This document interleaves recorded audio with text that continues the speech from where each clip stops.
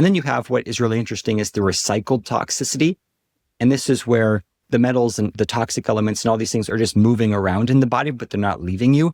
But you're basically poisoning yourself every single day with your own toxicity. And a lot of people think that they were just, exposed to something outside and they can't figure it out, but really it was from within. So for an example, let's say you had the mercury, amalgam fillings or some sorts of mercury, and mercury has accumulated in your liver over a number of years. And the liver, as it produces bile on a daily basis after, eating a meal, fat meal, or exposure to heat or exercise or whatever it may be, the bile from the liver carries toxic elements from the liver into the small intestine. So basically, if your liver is toxic, then your bile is toxic. If your bile is toxic, you're releasing toxicity into your small intestine on a daily basis, basically poisoning the small intestine. And then the problem is that the body is designed to recycle most of its bile. So enterohepatic recirculation. Welcome to The Functional Edge. I'm Dr. Julia Ward, and this is where science meets real-world strategies for living healthier, sharper, and stronger. From uncovering hidden environmental toxins to unlocking peak performance and mental clarity, we cover it all. Ready to take control of your health and thrive? Let's dive in.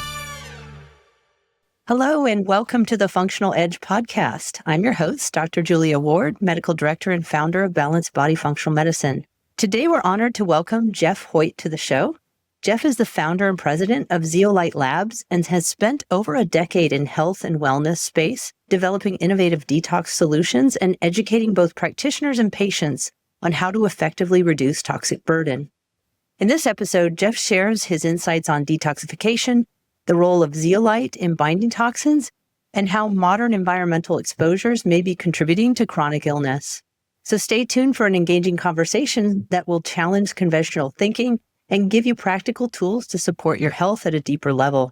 So Jeff, thank you so much for being here and welcome. Absolutely. I'm really looking forward to the conversation today. Thanks for having me on. Yeah. So why don't we start by telling me about why is detox support so important in today's world?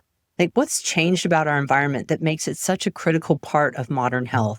Yeah, absolutely. I mean, number one, it's just the toxic environment that we're in the 21st century. I mean, with modern living and a lot of the conveniences that we enjoy, there just unfortunately is a higher level of toxic burden. And the good news is that the body is detoxing all the time, right? The body is designed to detox. It's designed to, when toxic elements come in, it clears them out.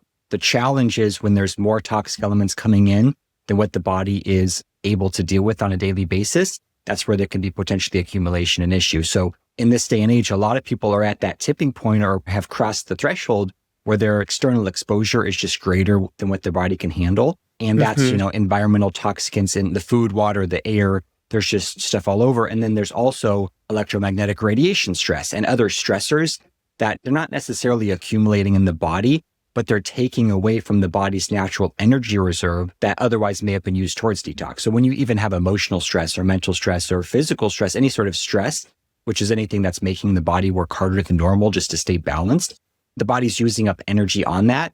And then when toxic elements are coming from outside into the body might not have the same level of capacity to deal with them as someone in a less stressed situation. So I think it's the combination of the external, toxic stressors from manufacturing and just all the things we're, dealing with, the farming and everything else, and this modern stress of 21st century living with just the fast-paced lifestyle, especially in America. And they're all contributing to this increased toxic burden in the body. Yeah, absolutely. In your experience, how do chronic health conditions contribute to the accumulation of heavy metals and other toxicants in the body? Yeah, so it's really interesting. A lot of times what you find what you test for, right? So if you have a chronic illness and you test for heavy metals, well, sometimes you have a false negative because they're hiding in tissue, but generally you have a high level of heavy metals when you have a chronic illness, whatever that may be. And people then generally assume, well, the heavy metals are causing the chronic illness. I found the cause, not necessarily. The heavy metals might be a result of that chronic condition, right? So if you have had a chronic condition for 20 years, your body is using so much energy trying to deal with that and just trying to stay balanced that there's less energy going towards the toxic elements that are coming in. And what the body will do is say, we don't have enough energy to deal with this mercury that's coming in from the fish or the amalgam fillings or whatever it may be. So let's just tuck it away into storage and deal with it later. And the natural storage bin for toxic elements in the body is going to be fat. So whether that's just visceral fat, whether it's organ tissue, whatever it may be. and the body just tucks it away and says, I'll try to deal with this later. Unfortunately, a lot of times it never gets to it because the body remains in that stress state. And then that's where you get accumulation of heavy metals and various fat-soluble toxins in tissue. So a chronic condition can lead to heavy metal toxicity because there's not enough energy to deal with the incoming daily toxicity. Got it. So that kind of answers my next question, which is, why would the body hold on to toxins rather than eliminate them? And you're saying it's an energy issue. Yeah, it's priority for the body, right? So the body's more focused on short-term survival over long-term thrival.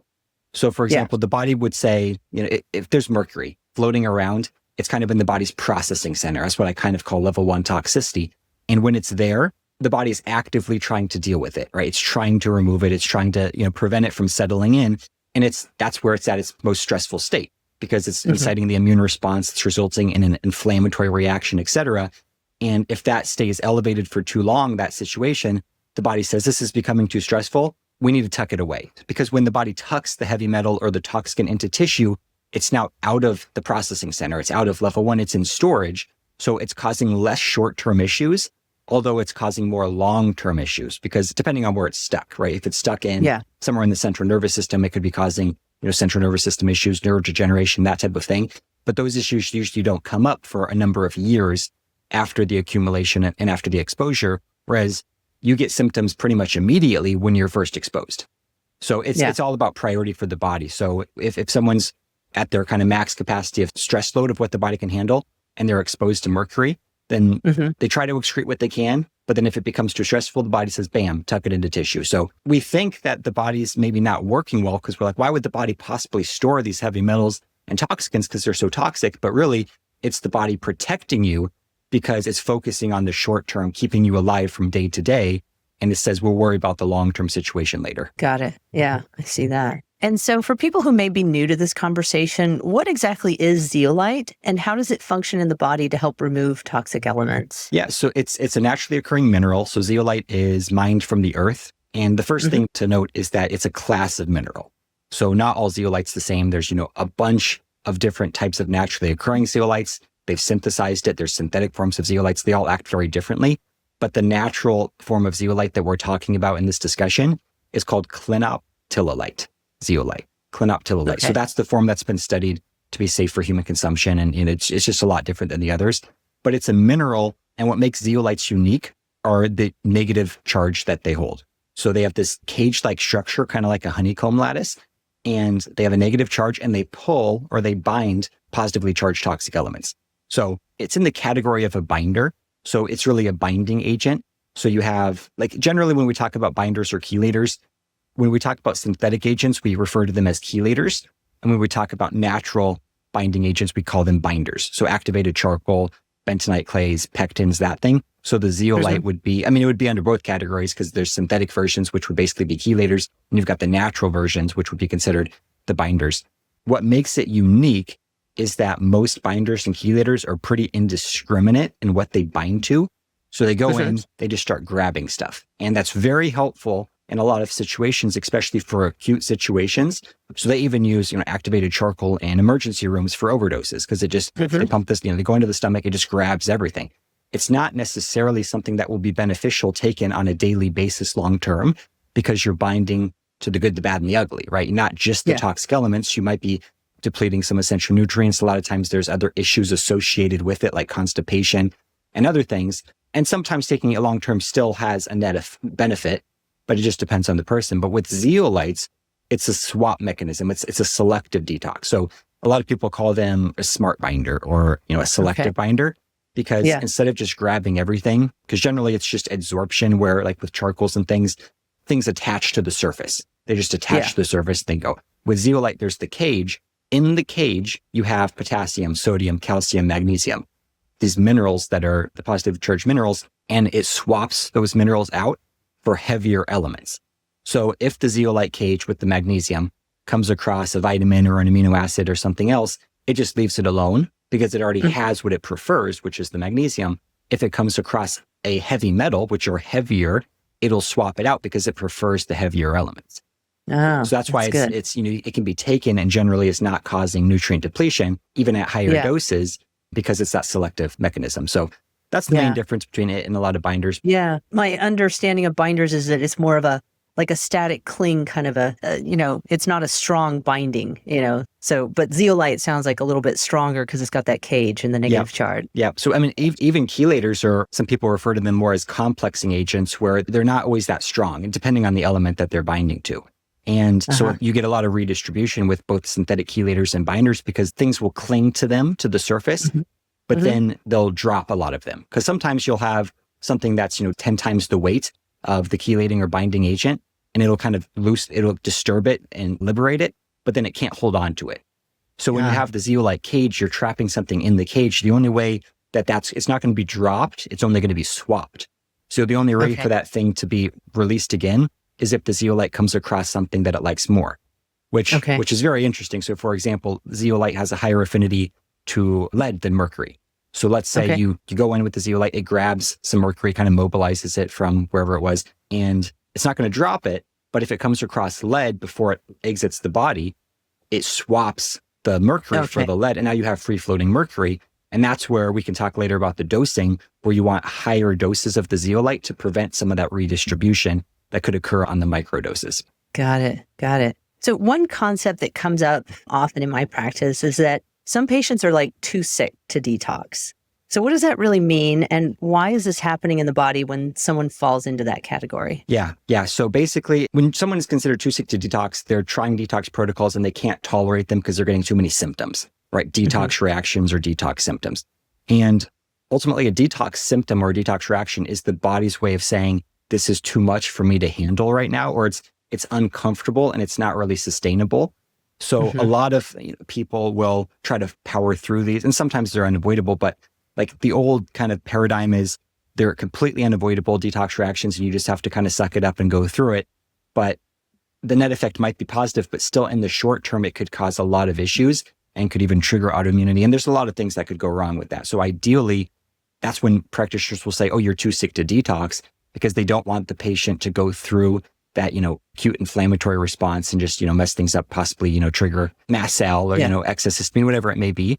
So basically, you have, back to the processing center level 1 example, you have, what your body can handle. And let's imagine that as a cup, right? So kind of like the functional medicine cup example, when the cup overflows, that's when you get symptoms. So let's take that example and relate it to toxicity in the processing center. Everyone has a different amount that they can handle. When that cup fills up, that toxic cup fills up, when it overflows, that's when you get detox reactions, or the symptoms, right? So some people, interestingly, are having detox reactions every single day without even taking a detox product because their daily burden, their daily dose of toxicity is greater than what their body can handle. So their cup is always overflowing. So if that's the case, or you're kind of right on the verge, the tipping point, and then you take a detox product that mobilizes toxicity from a tissue, we'll call that level 2 or level 3 toxicity, that enters level 1, the processing center. The cup was already full. Now it's even fuller. It's going to cause more symptoms because the body already cannot handle it. Now, some people are just below the threshold. Maybe they're at 80% full in their cup. They're not symptomatic, but they just don't, they don't even know there's anything in there because they can't feel it. But then you take a detox supplement or whatever it may be, an agent, and it comes in and it overflows the cup because you've just taken toxicity from tissue and it's gone into the cup, it's overflowing, and now you get detox symptoms, right? So the people that are too sick to detox generally have a full cup or a fuller cup, and they're potentially dealing with a chronic health condition or, even just acute emotional stress or whatever it may be, opposed to someone that's generally healthy, asymptomatic. And when they take detox products, they don't even experience the negative reactions because there's more room to receive the toxicity that's coming in from tissue. So, that makes sense. Okay. You've emphasized the importance of addressing what you call the daily dose of toxins. Can you explain what that means and why it matters during a detox protocol? Yeah. So the daily dose is just what your body's exposed to on a daily basis. And there's a couple categories here, but basically what we're talking about is the processing center, right? It's what's going into the cup on a daily basis. So first you have what's coming from outside, right? Food, water, air, personal care products, all the things that we're exposed to, the daily exposure. And those are coming in every single day that are filling up the cup. Those are things that the body has to work on. And that's what everyone focuses on. But there's actually even a greater source of toxicity, which is the internally produced and internally recycled toxicity. So our bodies are naturally just producing toxic elements on a daily basis, and they're designed to do that, right? We've got waste products, metabolic waste products like ammonia, urea, all these things, and it's just natural for that to happen. But if you're at kind of max capacity, those might even be problematic, and you can get a buildup of ammonia. If that builds up, it can go to the blood, it can go to the brain, it can cause a lot of issues. If your liver's not working properly, you can't clear it. There's a lot of issues here, but they all contribute to your daily dose. So you've got the external sources, you've got the natural internal sources, and the natural internal sources become even more if your body's not working properly, if your natural detox organs are not functioning because they're hanging around longer instead of being cleared. And then you have what is really interesting is the recycled toxicity. And this is where the metals and the toxic elements and all these things are just moving around in the body, but they're not leaving you.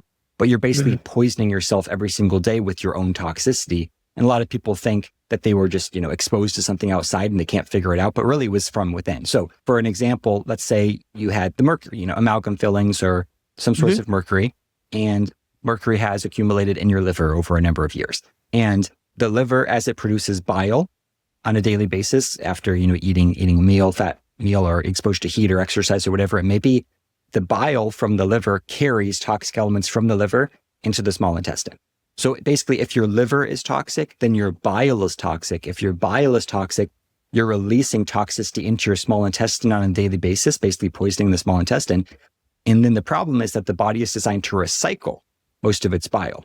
So enterohepatic recirculation. So gut, liver recirculation, right? So it goes from the liver to the gut, portal vein, and then it goes back to the liver. So that's great if it was just pure bile, but if it's toxic bile, you're recycling that toxicity. And as it comes out of the liver into the small intestine, you've just taken it from storage to the processing center. And now it's back in the cup. And so some people, that overflows their cup. So every time they eat a meal, every time they go into sauna, they get detox reactions because their body's natural detox through bile flow has just tipped them over in the cup. And then some people think, oh, that's great because, I'm detoxing. But if it doesn't leave the body, it's not great. It's just recirculating back and forth. So always some of it is going to be leaving. But that's, if someone's not pooping, if their natural detox is not working well, they're getting more of the circulation of the toxic elements. So it's quite problematic. So that's where, back to the too sick to detox thing, one of the main, traditionally methods of detox is taking bitter herbs and things that are designed specifically to stimulate bioflow. Because the idea is, the liver accumulates all this toxicity. Let's try to push more out, because the faster we push it out, the faster we get clean and detoxed, right? But it also is the faster you're pushing toxicity back into the processing center, and the more symptoms you're going to get if you can't clear it, and the more recirculation there's going to be. So ZeoCharge and ZeoCharge is our zeolite product. Zeolite is a binder. So opposed to going in and, stimulating the release of more bile, it's binding to the toxic elements in the small intestine and helping prevent the recirculation, right? So it's kind of the opposite approach. So same with like the cup example, it's not pushing things or pulling things into the cup. It's taking what's already in the cup in the processing center, binding it and reducing the stress load in the cup. So it's really the exact opposite of traditional detox, because traditional detox automatically adds stress to the system. And a binder, the whole point of a binder is to reduce stress on the system. And there's a lot of caveats there and reactions that can occur, but that's the base of it. Okay. Yeah. Well, that's great, because that leads me into my next question, which is, can you walk us through the difference between a push catch and a catch and release detox strategies, and why that distinction is so important clinically? Yeah. And I will say there's a lot of ways to detox. I mean, it's just kind of like there's a lot of ways to get healthy. And it's just finding the most effective and efficient way, finding something that works for you, something that you can commit to, et cetera. And the healthier someone is, and I'm not talking about lifestyle, I'm talking about physiologically health. And because sometimes it's not fair. Sometimes it's the people eating donuts and pizza that are healthier than the people eating 100% organic and doing all this stuff, right? So sometimes it's just not fair, but hang in there, people. So it's the healthier physiologically someone is, the more liberty they have to play around with different methods of detox, right? Because there's more room to receive the toxic elements as they're coming out of tissue. So for those individuals, they can, sometimes chelation works, the push catch, homeopathics, all this stuff, it doesn't really matter. It's just finding one that works well. But for individuals that are more sensitive, that are kind of at max capacity, when they're doing like a push catch. So I would just explain what that means. So push catch is Dr. Chris Shade. He's a PhD in mercury toxicity. He has a brand. That's kind of what he's narrowed things down to with his approach is push catch. So you use bitter herbs, bile stimulating agents. You push the toxicity out of the liver, And then you take Yep. a binding agent and you catch the toxicity in the small intestine so it doesn't reabsorb. So the idea is you're automatically adding stress to the system with the push agent, because that's, it's adding things to the system, to the processing center. And then you're trying to mitigate the stress, mitigate the inflammatory reaction with the binder. Now, it's a great approach, but if someone's at max capacity, the push agent might push them over and then they have the symptoms, and mitigating it helps a little bit, but you've already caused the immune reaction, the inflammation, and some people just can't tolerate it. So one approach is actually, you could even use those same products, but do catch push, just reverse it. So first take the binder and then lower the burden in the cup and then take the push agent because there's more room to receive it. So that's one idea. And then you have what I call catch and release, which is where you just take the binding agents. So like you just take the ZeoCharge, it just binds, it reduces the toxic level in the cup, the processing center.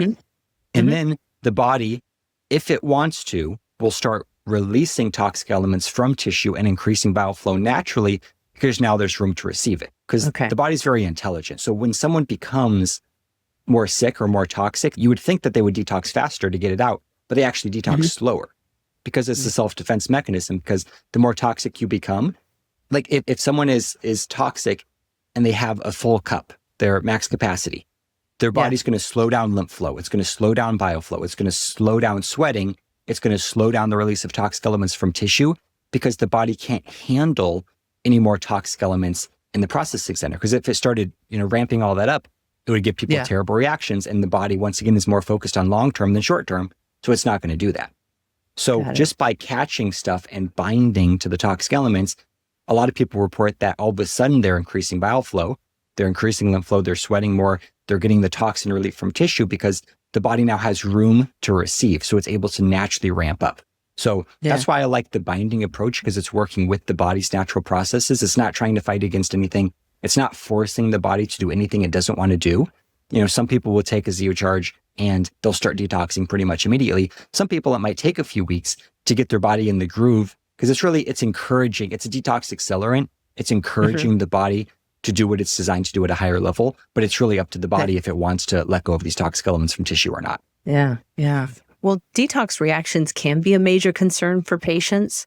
How do you differentiate between a normal response and something that signals that the body is overwhelmed? Yeah, so great question, because detox reactions are the main, headline category of all these things that happen when you detox. And then there's kind of subcategories of the detox reactions. Some are unavoidable, some are avoidable. We want to avoid the ones that can be avoided. And then we want to understand what's happening with the other ones. So we know that maybe we don't need to give up on the protocol just yet. So what we want to avoid when it comes to detox reactions is the redistribution of toxic elements. So that's where, something is mobilized and it doesn't all leave the body and then it finds a new home, right? It redistributes. That's what we don't want. And then in the meantime, it's causing all these reactions because the immune system's going after it, and et cetera. And then it finds a new home. So that's what we don't want. And that can be avoided largely with the dosing we're going to talk about, and just depending on the approach. So that's where, like when people say you want to slow down the detox or you're detoxing too fast, is because they're pushing more stuff out that they can release and they're getting redistribution. And the more symptomatic you are doesn't mean the faster you're detoxing necessarily. It just means the more symptoms you're getting. It might just be an inefficient detox. So it's not necessarily a good thing. A lot of people gauge their detox progress based on symptoms. But in an ideal situation, when you're detoxing, you want to feel nothing, because that's a sign that you're efficiently removing the stuff. And then if you feel better, it's a bonus. But when it comes to removing organ level toxicity, that's not an immediate benefit. That's a long-term. It takes a long time for those things to cause symptoms. It takes a long time for those things to alleviate the symptoms. So, not a long, usually 3 to 6 months. But when people feel better on day 1 or day 2 or day 7, it's because of the binding effect. They were already getting daily dose toxicity symptoms, detox reactions every day. And then just by binding, it lowered their cup to under the threshold. And then they feel better. So it's not necessarily from that deep level detox people think it is. They're like, oh, I'm detoxing my brain because the brain fog's gone and I feel better. It's like, well, we don't know that. It's probably just the binding, less inflammation. But anyway, so back to the reaction. So we've got the redistribution, which we want to avoid. Then we have like Herxheimer reactions, which is a microbial die-off, generally like bacteria. It could be other microbes as well. Because when you go in and you start detoxing, heavy metals, parasites, yeast, bacteria, these things all kind of clump together in the body. They're stuck together in biofilms. And when you liberate one, a lot of times they all get liberated. And like with a binder and a lot of these detox agents, they're not designed to go after the microbial aspect. So let's say you go in and you bind mercury or a heavy metal with the ZeoCharge, and it stirs all this stuff up. And because it breaks open a biofilm potentially. And now you have a parasite or a fungus, or whatever it may be, that was attached to the metal, is now exposed to the immune system where it was hidden. And then the body tries to clean that up. So that's not an issue of redistribution. It can still cause the same symptoms because you're still getting that cleanup reaction, but it's not necessarily a bad thing because you still have got the metals out, and then your body's dealing with the other thing. Now, it's still, you want to avoid that. You don't want to just say, oh, this is okay, and just continue on it for months at a time, feeling terrible every single day, because it's still a stress on the system. And you don't want to sustain that higher level of inflammation and detox reaction. So at that point, sometimes taking breaks are warranted, or, adding some additional support to deal with the microbial aspect as well. So the Herxheimer microbial reaction is sometimes unavoidable, but that's a better detox reaction than the redistribution of metals and toxic elements. Then you have reactions like retracement symptoms. So these are things where things were hidden in the body, and these could even be emotions, because the body stores all sorts of information, toxic elements, both physical and, basically like frequency-based things of like emotions. So some people will start detoxing and they'll actually start having memories of, past traumas, or even dreams, sometimes nightmares, very vivid dreams, just kind of almost reliving things that happened in the past. And it's a very interesting phenomenon. It doesn't happen all the time, but it's not uncommon. And it's just because these things are coming out, they're coming to the surface because the body suppresses, like emotions. It makes sense, right? If you're in a situation that is overwhelming emotionally, there's only so much energy the body has to process these emotions. And I think the body's processing emotions, is processing metals, is processing all these things. There's only so much energy. So even with emotions, if it can't process it all, it has to store or kind of hide some of these emotions. And they can come back later. They can come to the surface, and you experiencing them. You're not going to bind to the emotion. Like you can't like directly detox or bind to the frequency of the emotion. So sometimes those just have to come out. And usually it's not very long lived. It can just be kind of frightening for some people because they're like, whoa, where did this come from? But it's just a sign that the body is ramping up detox, and it's just starting to cleanse all of these things that were hidden internally over the years. So that's a super interesting one. But those are, I'd say, kind of the three main categories. The redistribution, you want to avoid the Herxheimer reaction or microbial related reactions, and then kind of the retracement or emotional or other things that are just coming to the surface. And that could even be, like joint pain and things. So a lot of times things that people experienced in the past when they kind of developed a chronic illness, and then they, kind of went in remission or whatever it is, sometimes the body has just tucked all that stuff away. So if, let's say there's mercury that was causing severe joint pain, and the joint pain went away because the body tucked the mercury in tissue instead of detoxing it. And then when the mercury comes out again, you experience the same symptoms that you did when you were first exposed, because it's toxic on the way in, toxic on the way out. So it's quite interesting because it's the same mercury, or it might be, metabolite or broken down a little bit, but when it comes in, you're exposed, it's toxic. When it's hiding, you don't get those same symptoms because it's hiding. When it comes out, it's almost like you were just exposed for the first time. So that's another, detox reaction, is it's coming out. So that's the reason the body tucked it into tissue to begin with, because it was causing too many issues. So when it comes out, and hopefully now you're in a better position to excrete it and facilitate the release than you were when you were first exposed. And that goes back to the too sick to detox thing, right? You want to work on emotional health, nervous system balance, all these other things, and then you're in a better position to detox. And that leads me to a really important, I always say this, and I don't know if it's helpful. People probably don't think it's helpful, but I say one of the keys to an effective detox is to get healthy. And it's like, that because the healthier you are, the faster you detox and the better position your body is in. So even if, a practitioner is not focusing at all on detox, they might be greatly helping people detox by helping them get healthy, balancing hormones and then working on the GI tract. All these things encourage natural detox. Okay. Yeah. And what are some of the most common mistakes you see practitioners or patients make when it comes to detox reactions? Yeah, I think it depends on the person. Everyone knows their limits, but it's not always, first of all, more detox reactions does not equate to more detox. Then, powering through might be okay for a short time, depending on the person, but it can also be highly problematic because when you sustain a level of inflammation and, detox reaction for too long, it could kind of like lead to worse thing. It could lead to more like a mast cell activation event that could last for 3 months or something like that. So you don't want to stir the pot more than you need to. But I think one of the main things is just understanding that if you can detox without the reactions, that's going to be ideal. And then looking for methods or adding methods to your current approach to mitigate some of the detox reactions so you don't have to go through those. Because I talk to a lot of people and they say, they're completely unavoidable. You cannot mitigate the reactions. But I think that a lot of times you can at least dampen the reactions, because sometimes there's turbulence when these toxic elements come out, but you can reduce the turbulence. And the more you can reduce it or ideally eliminate it, that's going to be better, because not only do you feel better and you're not getting the terrible reactions, you're actually going to be detoxing faster, not slower. Because when you put your body in that survival mode, kind of a stressed out state, it enters survival mode. When you're in survival mode, your body doesn't want to detox, right? It slows down detox. So if you can start removing these things without stressing out the system, the body's going to be, continue to let go of the toxic elements and ramp up detox because it's not stressed out. Because survival mode is the enemy of detox. Okay. Yeah, that makes sense. So you've mentioned something called the zeolite dosing paradox. Can you explain what that is and how it should influence how we approach dosing? Yeah. So this is the most important thing. I mean, the two most important things with most products, honestly, especially zeolite, are quality and quantity, right? So with anything, I mean, the poisons in the dose, and it's with medications, with supplements, with all this stuff, you don't just randomly take, like with medications, you would never just randomly take a dose and microdose it to see how it goes. Because a lot of times you have the opposite effect with a microdose than a proper dose. Like something with like a naltrexone or something. It's like you take it at 400 milligrams, it does one thing. You take it at 2.5 milligrams, low dose naltrexone, it's the exact opposite. So with the natural community, a lot of people are in this camp of, we need to microdose everything. Because it's like, I'm super sensitive. I need to take, 1/1000th of the recommended dose to see how it goes. Yeah. A lot of times that backfires. And it's not just with zeolite, but especially with zeolite, because with most detox agents, that might be a good idea, because most detox agents are designed to stimulate the release of toxic elements from tissue, add to the cup, stress out the system. The more you take, the more you're going to stress out the system. Makes sense.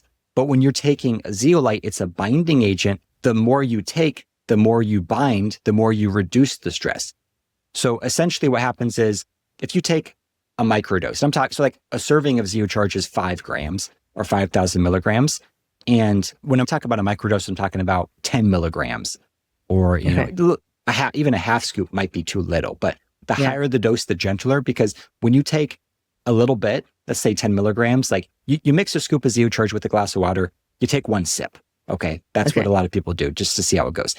Yeah. That is much more likely to cause headaches, irritability, joint pain, and reactions, because you've basically stirred the pot a little bit, but then you don't have enough zeolite left to finish the job.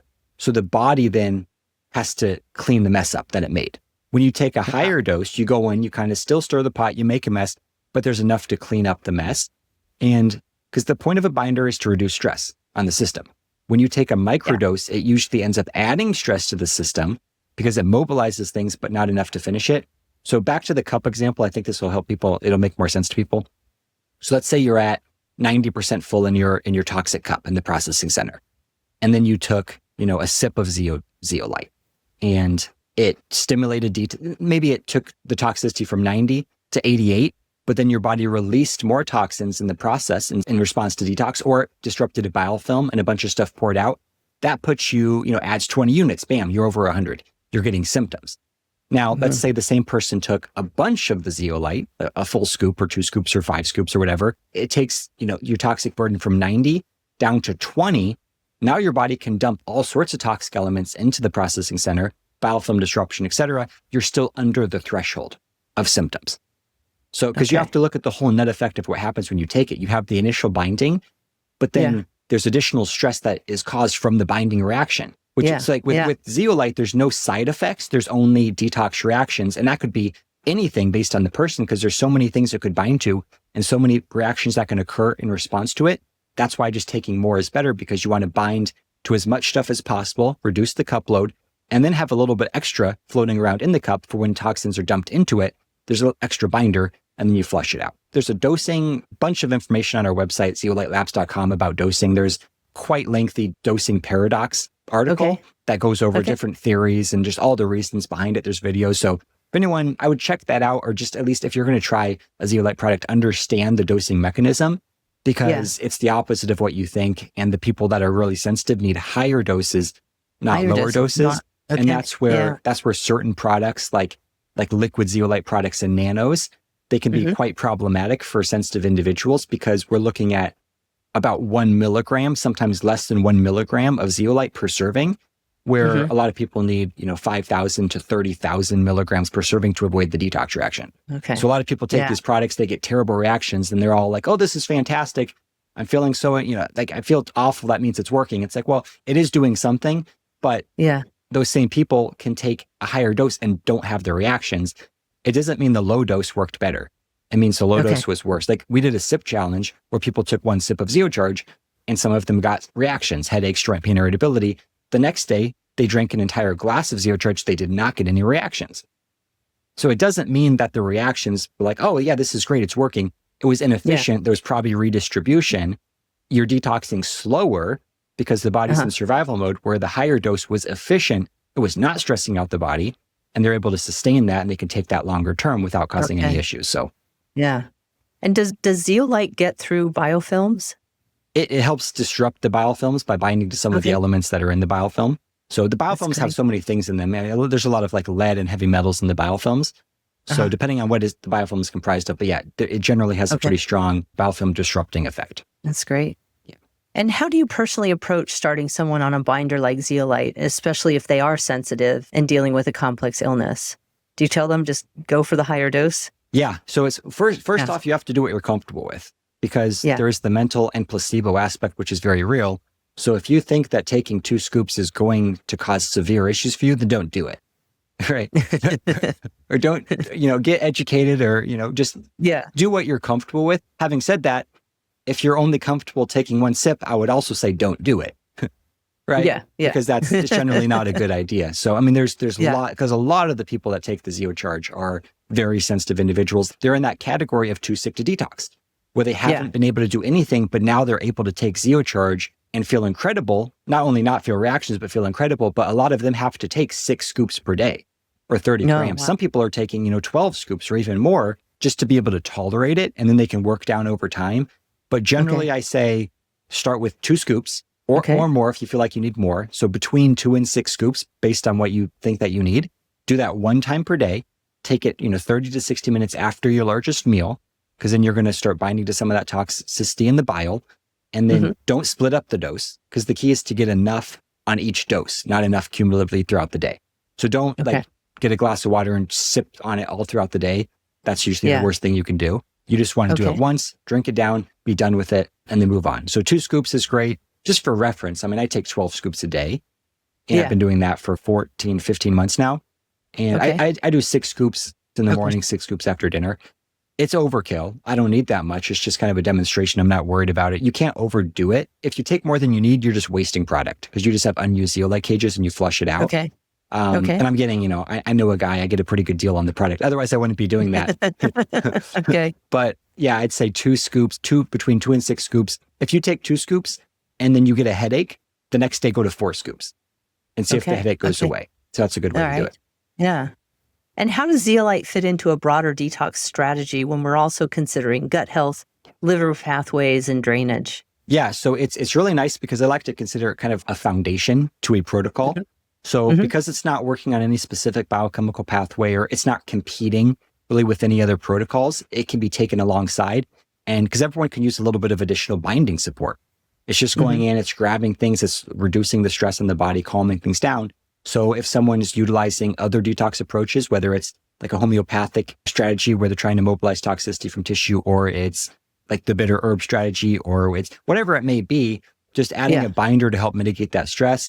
Some people that are doing antimicrobial protocols, they really like it, because as you start going after parasites and yeast and stuff, these things are attached to metals.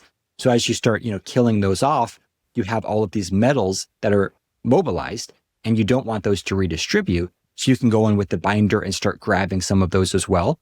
So it's really great for as part of an antimicrobial protocol. It can be used, standalone as well for people that just want to calm things down. Sometimes practitioners will do phases where the super sensitive individuals, they just start them on the binder, start calming things down, and then they start adding, stacking more detox and say, okay, we start pushing it a little bit. Let's add some bitter herbs and whatever. and just getting to where they need to be. It can be taken with food because it's a selective binder. You don't have to worry about nutrient depletion when you take it with food. It can be taken at the same time as most supplements. Natural supplements and herbs and things, no problem. If you're taking something that is like an iron supplement or copper, then you might want to space it out a little bit because there's binding there. Even if it does bind to it, it usually re-releases it in the body because like some people actually mix, let's say, colloidal silver with the ZeoCharge in the glass of water. They preload the zeolite cage with the silver. And the idea is that when the zeolite then encounters the binding site of toxicity or a microbial activity like a biofilm, it swaps the silver for the toxic element. So some people actually use it as a delivery system. That's kind of experimental. So that's pretty clever. I like that. Yeah. So same with zinc. So some people will mix zinc with the ZeoCharge and it's delivery, but you can't get a good like dose of that because you don't know exactly how much is going to leave the zeolite cage. So if you're trying to take 25 milligrams of zinc and you mix 25 milligrams with zeolite, there's no way to know how much you're actually going to be absorbing. So that's the challenge there. And does zeolite predispose you to constipation the way some of these other binders do? It usually does not. So that's one of the main draws of zeolite opposed to, and I will say, once again, all zeolites are different. You have to be careful because you can't just go on Amazon and say all zeolites are the same because there's a lot of different variations with particle size, cleaning processes, sources, all this other stuff. So I'm speaking about ZeoCharge and people can experiment with whatever they're experimenting with. But with ZeoCharge, at least, most people actually have more of a gut regulating effect. And it tends to be more laxative than constipating, which is the opposite of every other binder. So about 80% of the time, it actually gets things moving. So a lot of people use it that have been dealing with chronic constipation for years, and it's the only thing that actually keeps them regular. And that's why they stay on it. Now, I do have the other 20% where it is constipating. So it just depends on what is being detoxed. And part of it is dose. So if you take a half of a scoop, the constipation is usually not from the powder. It's a detox reaction from inflammation. So when you take 6 scoops, it actually is less likely to cause the reaction. Someone emailed me last night and was taking like 3 or 4 scoops and a little bit constipated over like 4 or 5 months. And then she went to 12 scoops and wasn't constipated. So, but then she's like, she doesn't want to take 12 scoops because it's too expensive. So she's adding some other more natural laxatives to get things moving and continuing on like 6 scoops. So there's different approaches, but if it is the powder itself, it could be because it's dehydrating. So if someone's taking 6 scoops and they're drinking 3 ounces of water with it and they get constipated, that might be because it's absorbing the water. It depends on if it's the powder or if it's a detox reaction. It takes a little bit of trial and error, but if someone's super concerned about constipation because of other binders, a lot of people have been able to take it without constipation that did get constipated on charcoal, clays, and all the other binders. Okay. And how do you measure whether a detox protocol is actually working, especially when symptoms can fluctuate? Yeah, great question. So it's the challenge with, and it kind of depends on, what is your goal with it? Because the great thing about ZeoCharge is it's always working because it's always binding to something because there's always something for it to bind to. So in one sense, it works 100% of the time for everyone. The question is it going to help you achieve your health goals? And that really just depends on what it is. If it's immediate symptom relief, maybe not. If it's, just binding, yes. So there's testing that can be done. It's very tricky because heavy metal testing is a little bit limited because we're not looking at organ levels. We're looking at, excretion through the hair, circulation in the blood, excretion through the urine or tissue with the oligoscan, but it's still not necessarily indicative of how much is coming out of organs. And the metals tend to cycle with testing. So they'll go up, they go down, they go up, they go down based on the natural rhythms. So if you test after a year or 6 months and you expect all your metals to be gone, they might actually be higher because you're excreting more, which is actually a good sign. So it's really tricky. So like when I do heavy metal testing, I recommend doing it every month. Like whatever you're doing, like every 30 days, because you're getting a pattern. You're looking at the pattern. And then if you're getting movement, you want to see movement, whether up or down on these tests. If you're getting movement, your body is processing metals and then just continue on it.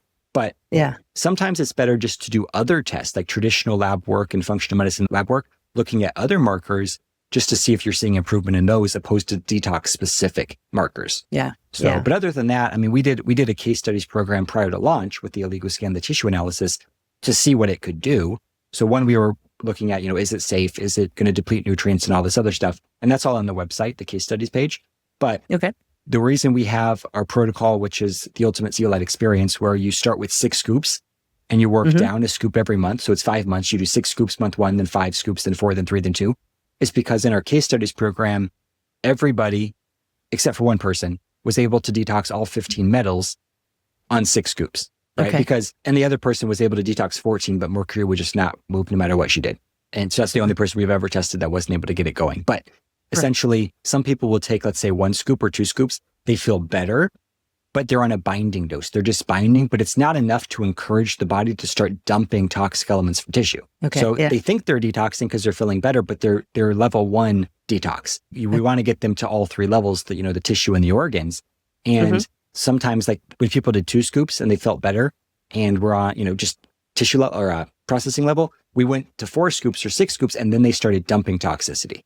Right. So that was kind of interesting. So that's why we set it as, if you're not sure and you're not going to do testing, just start with 6 scoops, even for a week. You could do 6 scoops for a week, then you do 5 scoops the next week and kind of accelerate the program. Because once you get the detox ball rolling, the body usually keeps dumping the toxic elements.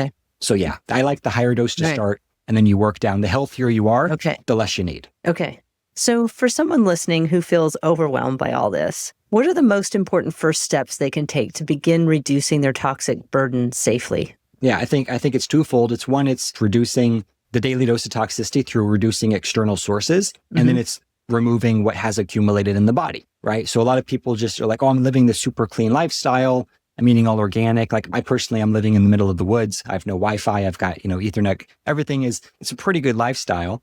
And but it's like, that doesn't address all of the toxicity that has stored in my body from previous years. So now it's like, all right, let's focus on that, because the recycled toxicity and all this other stuff. So it's twofold. One, you definitely want to prevent more from coming in. So you want to stop the bleeding, so to speak, right? You want to stop the accumulation, and then you want your body to keep up with what it's doing. And then you want to get to the point where every day you're releasing a little bit more and you're getting cleaner and cleaner, because that's the formula for success.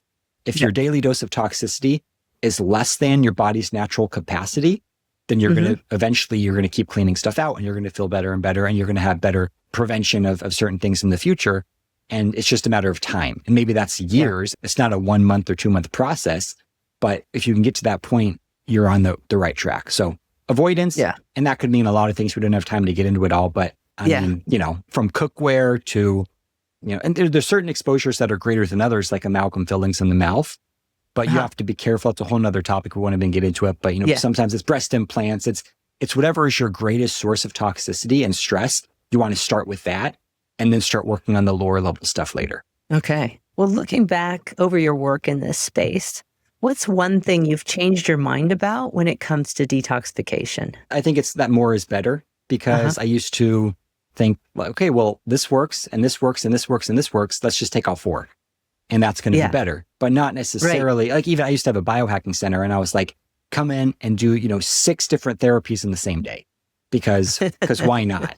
Why not? Exactly. And then take all these supplements home and take all of those. But I think now, even with technologies, a lot of times just doing one good, really wellness technology might be better than stacking 6 of them, because it's just a lot of information for the body to handle. Right. So same with supplements, I think, because with detox, there's kind of a max detox. Like your body's not going to really detox faster than it wants to. And if it does, then it's probably not going to work out for you because of the symptoms, and it's too much to handle. So if you have one really effective product that is pumping out toxicity, it's working great, your body's responding well, and then you add 5 others, a lot of times you don't detox faster. It actually, a lot of times results in you detoxing slower, because one of those or 2 of those or all of those stressed out your system. Your body left that comfort zone of detox and started going into survival mode, lockdown mode, closing down the cells, and now you're slowing down detox. So that's where, like, a lot of people that just take ZeoCharge are getting better results than people that take 20 supplements for detox. And that took me a while to learn. I actually learned that in the case studies, because I was recommending all this stuff, and I'm like, wait a second, why are they detoxing slower than just the ZeoCharge people? Love that. If you could give one piece of advice to both patients and practitioners trying to navigate detox safely and effectively, what would it be? That's a tricky one. I get started, I guess, right? The key to getting ahead is getting started. So sometimes it does take a little bit of experimentation, because you don't know exactly, you see something on social media or on an interview like this, and you're like, this is the best thing ever. And then, but maybe it is, maybe it isn't. It just depends. Each person responds differently, and it depends on what's going on. So I think trying multiple things, finding what works for you, And then if you find something that is working really well, just stick with it. Like, don't make a bunch of changes. Don't be like, okay, now like let's add 10 other things. Like, just keep it going, because you want to continue seeing that forward momentum. And it's very tricky, both for practitioners and especially for consumers, because there's so much information on the internet. I always say that most of the information on the internet is incorrect. I stand by that, but it's tricky because there's so many claims being thrown out on so many products. And a lot of these companies are marketing companies that are selling health products.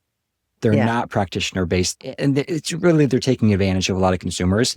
And it's very sad. It's very frustrating to me. But I think a lot of times you just have to find a practitioner like yourself that you trust, and, you know, look to them. And also another thing I'll say is, a lot of times I think it's better to work with 1 or 2 practitioners opposed to 10 practitioners. Because a lot of times, too many cooks in the kitchen. I talk to a lot of people and they're like, well, I'm taking these 7 supplements from this doctor. And then I saw this other doctor and he said I need to take these 4. Then I saw this other doc, and then they just like continue on all of these supplements for the next 10 years. And then they're on 35 supplements. So I do think maybe this is my piece of advice. Less is more.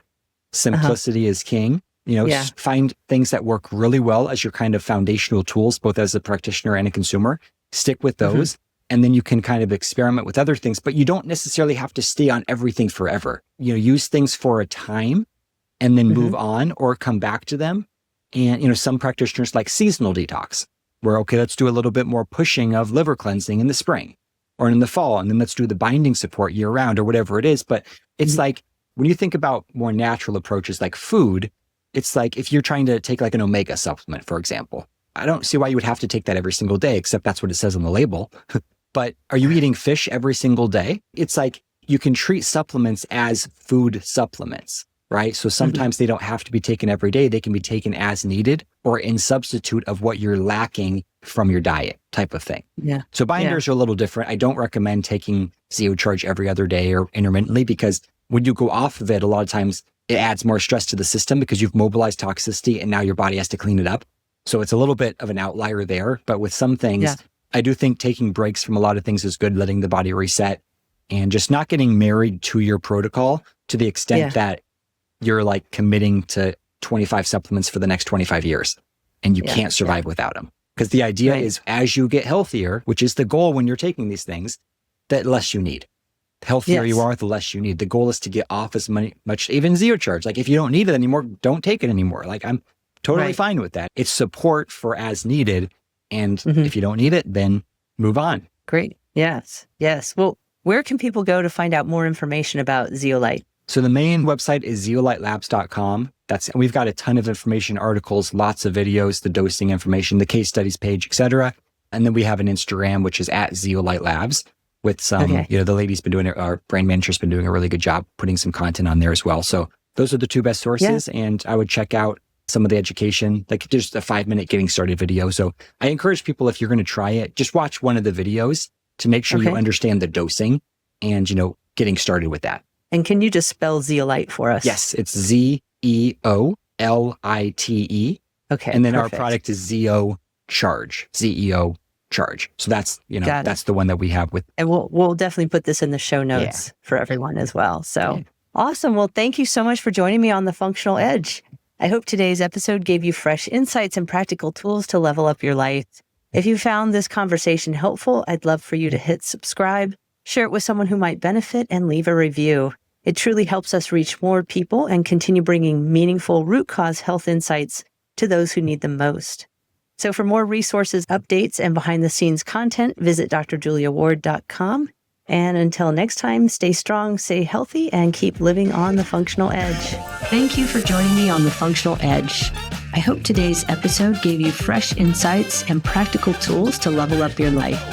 If you found value in what you heard, don't forget to hit subscribe, share the podcast with someone who needs it, and leave a review. It's the best way to support our mission of bringing powerful health solutions to more people. For more resources, updates, and behind-the-scenes content, visit drjuliaward.com. Until next time, stay strong, stay healthy, and keep living on the functional edge.